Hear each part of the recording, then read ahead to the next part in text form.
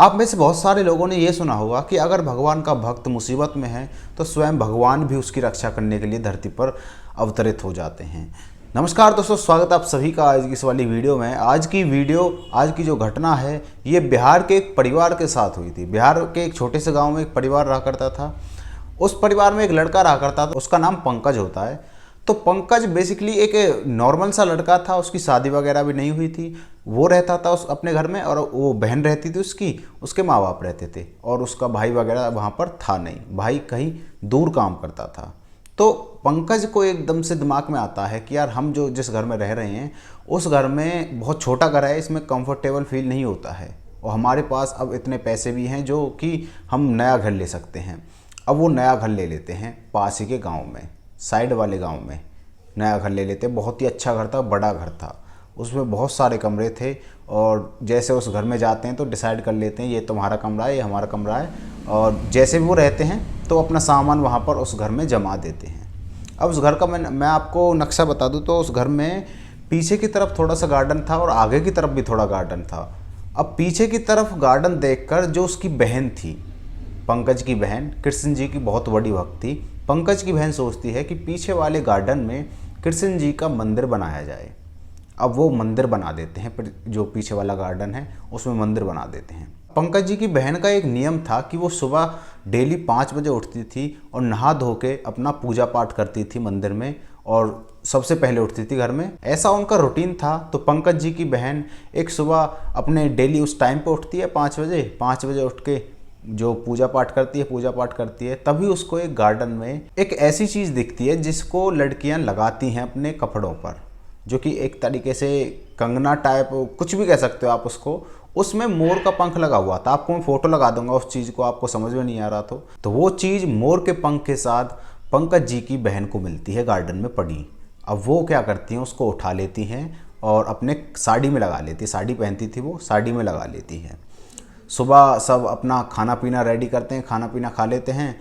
कोई किसी का ध्यान उसकी तरफ नहीं जाता है। उसको कोई भी आदमी नोटिस नहीं करता है कि इसने क्या लगाया हुआ है अपनी साड़ी पर। अब रात होती है।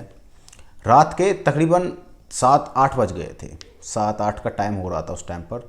7-8 बजे पंकज जी की बहन को एकदम से इरिटेशन स्टार्ट हो जाती है।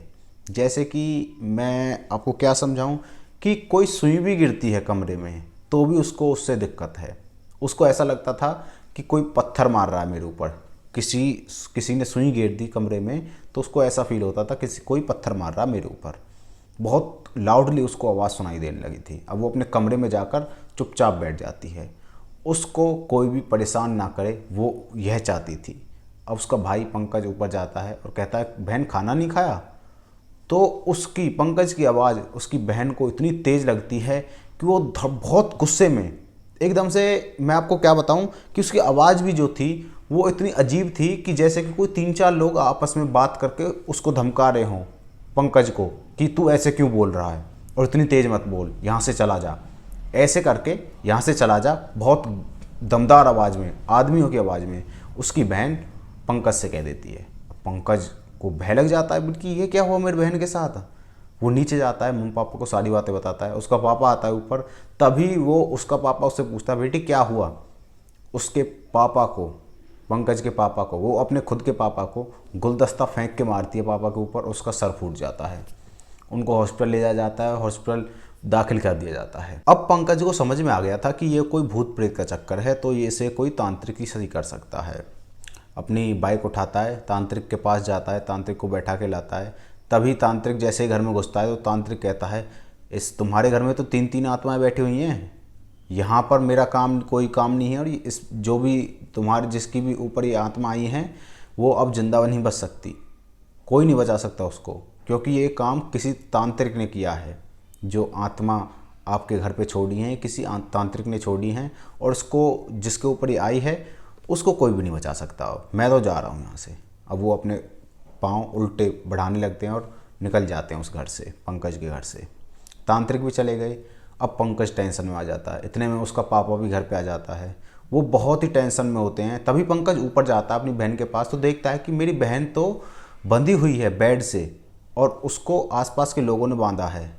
क्योंकि क्या हुआ था कि जब पंकज बाइक लेके तांत्रिक को बुलाने के लिए गया था, तभी उसकी बहन बहुत तेज़ तेज़ अपने ऊपर सामान मारने लगती है। उसके गला यहाँ से फट भी जाता है, पता नहीं किस चीज़ को उठाकर यहाँ पर मार रही थी, अपने आप को हानि पहुँचाना चाह रही थी। तो उसको इसलिए पड़ोसियों ने बेड पर बांध दिया था। बेड पर बांध दिया तो वो बहुत तेज़ तेज़ चीखे जा रही है। अब रात का टाइम हो गया, तकरीबन 12 बज गए, तो पड़ोसी भी अपने घर के जाने लगे और कहते हैं कि कोई दिक्कत हो तो हमें बता देना, हम आ जाएंगे। अब 12 बजते हैं, 12:30 का टाइम होता है, 12:30 बजते हैं, तो तभी उसके जो गेट होता है, उनके गेट पर नॉक होता है। कोई नॉक करता है, पंकज जाके गेट खोलता है तो देखता है कि एक बच्चा है।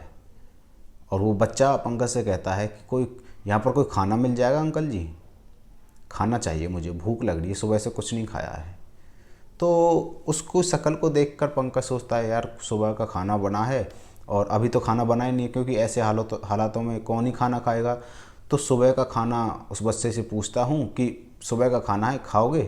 तो बच्चे से पूछता है पंकज कि सुबह का खाना है, खाओगे क्या? बच्चा कहता है हाँ कोई दिक्कत नहीं, मैं खा लूँगा, मुझे बहुत भूख लगी है। अब पंकज उस बच्चे को भीतर लाता है, 13-14 साल का बच्चा, ज़्यादा बड़ा बच्चा नहीं था। बच्चे को भीतर लाता है, बच्चे को भीतर ला के बैठाता है, उसको खाना खिलाता है। उसने आधी थाली खाई थी अपने खाने की, तभी उस बच्चे को भी वो चीज़ सुनाई दे जाती है जो कि उसकी बहन चीख रही थी, चिल्ला रही थी। अब वो चीज़ उस बच्चे को सुनाई देती है।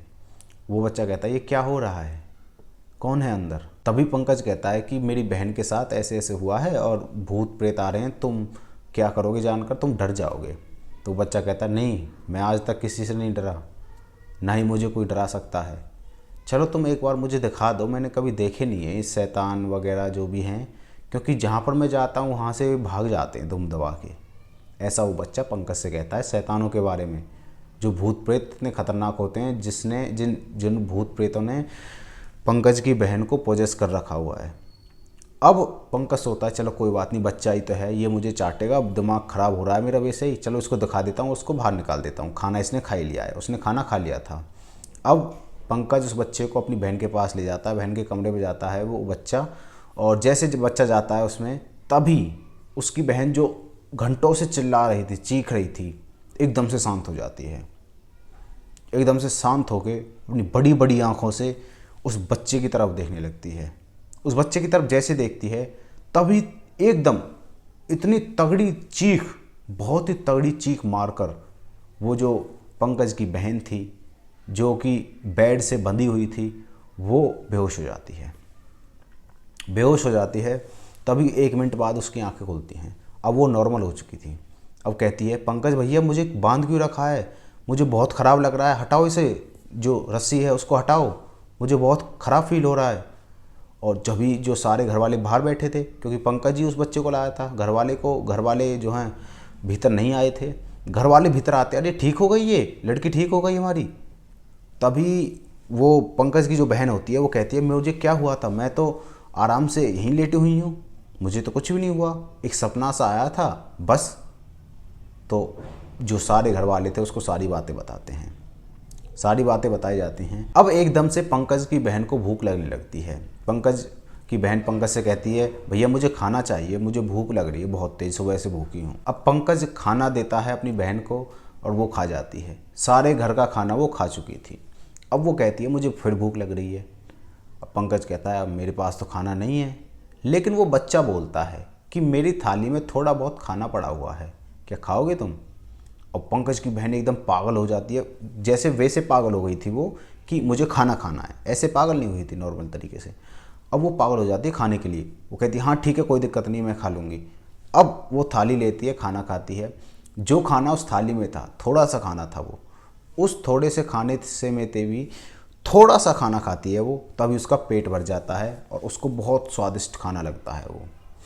वो जो पंकज की बहन थी वो कहती है बच्चे से कि बहुत अच्छा खाना था ये पहले वाले से तो बहुत अच्छा खाना था, ये हमारे घर का खाना है ना? तो सारे घर वाले कहते हैं हाँ हमारे घर का खाना है। अब सब घर वालों को ये लग गया था कि ये बच्चा कुछ ना कुछ गड़बड़ है। अब सारे घर वालों को ये शक हो गया था कि ये बच्चा जो है इसी ने ही हमारी लड़की को सही किया है। और वो बच्चे से जब पूछते हैं कि तुम बेटा कौन हो, तो वो कहता है, अरे मैं तो ऐसे ही सारे जगत में घूमा फिरता हूँ, चलो मैं तुमको एक चीज़ दिखाता हूँ। उसने, उस बच्चे ने कुर्ता पहना हुआ था, वो अपने जेब में हाथ डालता है, डालकर एक चीज़ गुच्छा निकालता है जो कि तुलसी की माला होती है। उन बहुत सारी तुलसी की माला थी, उन सारी तुलसियों की माला को सारे घर वालों में बांट देता है और कहता है कि इन सारी तुलसियों की माला को तुम पहने रखना और तुम अगली पीढ़ी को भी देना, अगली पीढ़ी को भी इन मालाओं को पहनाना, कि जैसे तुम्हारी मृत्यु हो गई तो अपनी मृत्यु के बाद जो बच्चा है उसको पहना देना। ऐसा कहकर वो वहाँ से निकल जाता है, घर से निकल जाता है। अब सुबह होती है, पंकज की बहन आराम से अपना जो कृष्ण जी की पूजा करने के लिए जाती है, तो एकदम से उसको ध्यान आता है कि मैंने कल कृष्ण जी को भोग नहीं लगाया था, ना ही कोई पूजा करी थी। और उसके दिमाग में अब 100% ये श्योर हो गया था कि जो रात के बच्चा आया था वही कृष्ण जी थे। ये चीज़ उसको 100% श्योर हो गई थी। वो चिल्ला कर सारे घर वालों को बताती है कि कल मैंने कृष्ण जी को भोग नहीं लगाया था, तो इसलिए वो कल खाने के लिए आ गए थे और इसीलिए मैं यहाँ पर तुम्हारे सामने खड़ी हूँ, वरना मैं मर ही पाती अगर वो बच्चा कल रात को हमारे घर खाना खाने के लिए नहीं आता। तो ऐसी होती है भगवान की माया कि आप सच्चे दिल से आप उनकी भक्ति करते हो तो वो किसी न किसी रूप में आपकी रक्षा करने के लिए आ ही जाते हैं। तो दोस्तों, कैसी लगी आपको ये वाली स्टोरी? वीडियो आपको अच्छी लगी तो वीडियो को लाइक एंड चैनल को सब्सक्राइब जरूर कर देना। मिलते किसी नेक्स्ट वीडियो में, तब तक के लिए बाय बाय।